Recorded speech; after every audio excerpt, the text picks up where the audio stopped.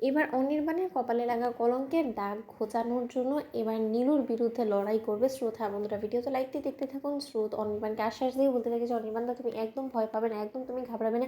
এই লড়াই তুমি একদমই নিজেকে একা মনে করবে না। আমি এবং সার্থক আমরা দুজনে তোমার পাশে আছি। এই লড়াই আমরা ঢাল হয়ে তোমার সকল বিপদ আপদে তোমার হয়ে লড়াই করব।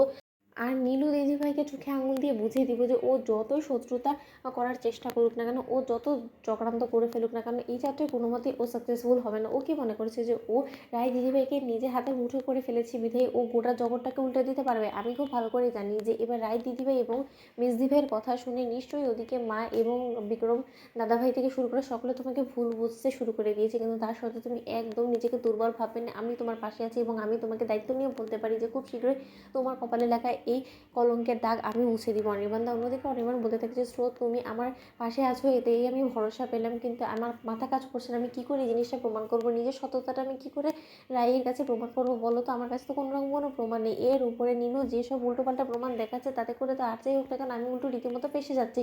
অন্যদিকে স্রোত বলতে থাকে যে অনির্বাণদা ও যত যাই চেষ্টা করুক না কেন, কোনো না কোনো জায়গা থেকে ঈশ্বর আমাদেরকে অবশ্যই হেল্প করবে, কারণ ঈশ্বর কোনো দিনও সত্য মানুষের কিন্তু কোনো রকম কোনো হার হতে দেয় না। অবশেষে কিন্তু সত্যই জিতে। তাহলে তুমি একদম নিশ্চিন্ত থাকো, আমি দেখছি কী করা যায়।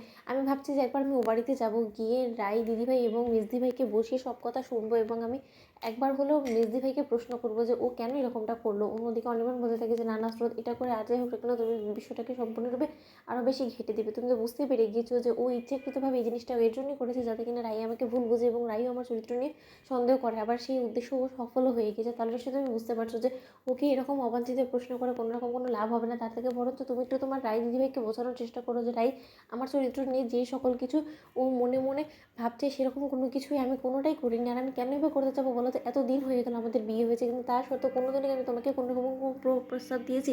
আর তার থেকে বড় কথা, আমি কি কোনো দিনও তোমাদেরকে অন্য কোনো নজরে দেখেছি? আমি সবসময় তোমাদেরকে ছোটো বোনের মতন দেখেছি।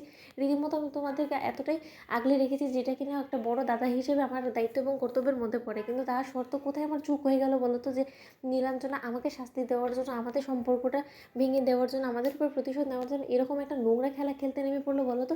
অন্যদিকে স্রোত বলতে থাকি যে মেজদি ভাইয়ের মতো মানুষের থেকে এর থেকে বেশি কী বা তুমি এক্সপেক্ট করো বলো তো? এর জন্য তো তোমাকে আমি আগেই সাবধান করেছিলাম যে ওকে ঘাড় ধাক্কা দিয়ে বাড়ি থেকে বার করে দাও। নমিতাদির অপেক্ষায় থাকার কোনো প্রয়োজন নেই, কিন্তু সেটাও তোমরা শোনোনি। এবার নিশ্চয়ই হারে হারে টের পাচ্ছ যে কতটা ডেঞ্জারাস হয়ে গিয়েছে ওই মহিলা। ওই মহিলাকে যে করে হোক না কেন অনির্বাণ দাদাভাই তুমি যত শীঘ্রই সম্ভব ও বাড়ি থেকে তাড়ানো, অথবা ও কোর্ট কাছারি থেকে শুরু করে কোনো কিছুই বাদ দিবে না। তোমাকে জেলের ভাত না খাওয়ানো পর্যন্ত কোনো মতেই শান্ত হবে না, কারণ ওর মনের মধ্যে এখন প্রতিশোধের আগুন জ্বলছে এবং ও খুব ভালো করে জানে যে রায় দিদিভাইকে আঘাত করার জন্য তোমাকে আগে প্রথমে সরাতে হবে। তো বন্ধুরা, ভিডিওটি ভালো লাগলে লাইক শেয়ার করে সাবস্ক্রাইব করতে